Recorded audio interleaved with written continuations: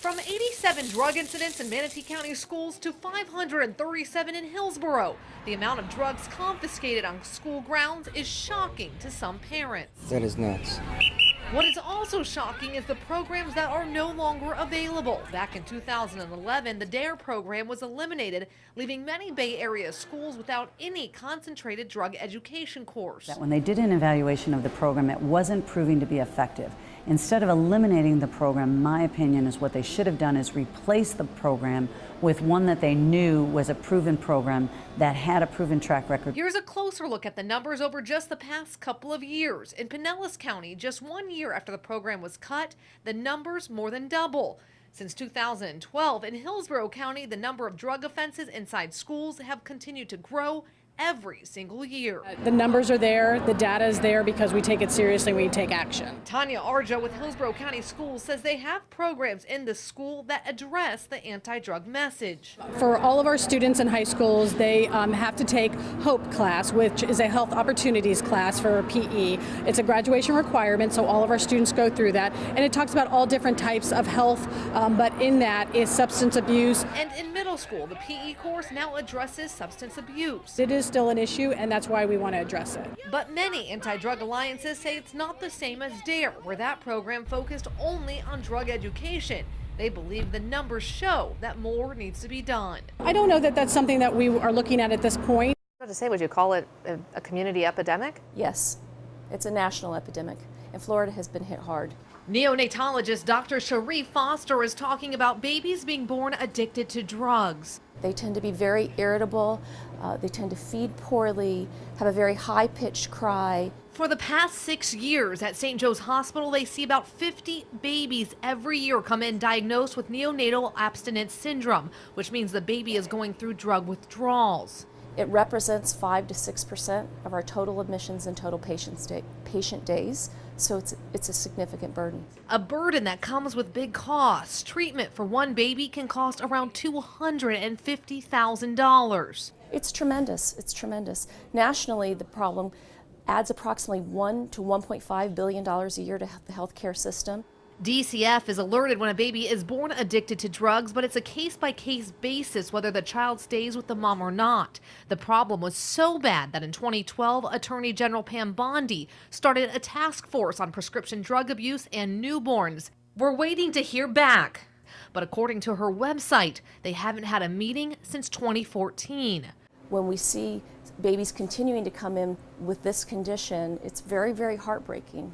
Dr. Foster says it's a problem that hasn't gone away and worries it will only get worse. I think if we have less pill mills, and that's been a problem in the state of Florida, less opiate addiction, so less drug use among the population, particularly pregnant women. That's going to be the key. Was there a mistake here? Well, the families that we deal with are pretty complex, and the system of care that we have in place is pretty complex. In Manatee County Sheriff, child protective investigators are actually employed by the Manatee County Sheriff's Office. So we didn't have a DCF investigator ever in that home. DCF Secretary Mike Carroll wants to make it clear that although Janiyah Thomas's family had a long history of problems, his agency was not on the front lines of the investigation. I need to find out why investigators made the decisions that they made, particularly in the case the year preceding the child's death. Documents also show that Keshana Thomas, the mother of Janiyah, had an older child taken away from her care when Janiyah was just a baby. We have these parents that have numerous kids taken away from them. How is it that only one may be taken away? I mean, that's a lot of questions we're getting from our viewers. One's taken away, but these other kids still remain. Is that another mistake in the system? That is typically not how we do things. Typically in other jurisdictions, when one child is unsafe, we deem all the children to be unsafe. Now, Carroll also admits that in both Janiyah and Chance's situations, mistakes were made, and he says a critical response report that's due within 30 days will hopefully answer why. We have lots of changes to make, and the Department of Children and Families absolutely needs to be at the forefront of helping to make those changes. But what boy, are those changes? Well, I think we have to get back to a place where we do a much better job upstream of identifying these issues early on.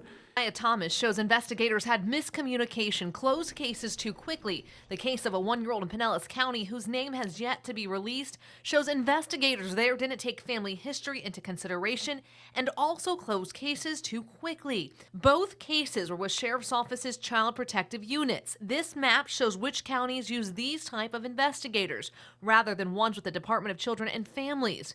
That's why 10 News is digging deeper into why a Senate bill passed in 2014 requires DCF investigators to have a social work background, but not Sheriff's Office investigators. In the field that they should be able to understand what's being said, what's being related to them, and have a ability or a knowledge. DCF investigators, they have to have that social background. Is that something that has to be looked at when it comes to these child protective investigators with the Sheriff's Office? I think so. I think the handwriting is on the wall, that we can't have inexperienced, untrained people making these decisions. Now Sheriff's Office investigators have to go through lengthy training in the classroom once they are hired, but some legislators worry that's not enough. And that's something that the legislature can look at in terms of workshops, conferences, committees, and just really just turn this thing upside down. Is for one count of murder in the first degree. After the death of Janiyah Thomas, a 19-page report from the Department of Children and Families laid a lot of the blame on Manatee County Sheriff's Office Child Protective investigators. So then nothing in there was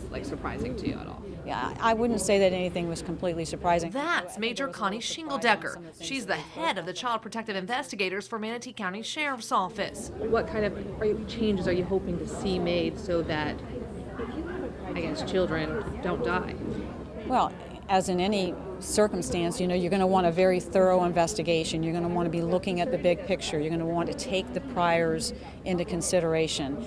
Certainly identifying that every child is accounted for was an issue in that particular case. Major Shingledecker says they've started a roundtable that takes place once a week, taking a closer look at cases where investigators have made multiple visits within 5 years. The mere fact that we've sat in roundtables, some of those, we have actually removed some children in some cases where we realize, okay, we do have probable cause here and we'll focus on this issue. And so we do think that we're making a difference. Major Shingledecker says when it comes to changes, she'd like to see more rules for children homeschooled that have a history with the system. If there are recent priors, perhaps that could be an opportunity to connect with Child Protective Investigations and have them go out and do a welfare check. Possible changes underway that come a little too late for 11-year-old Janiyah Thomas.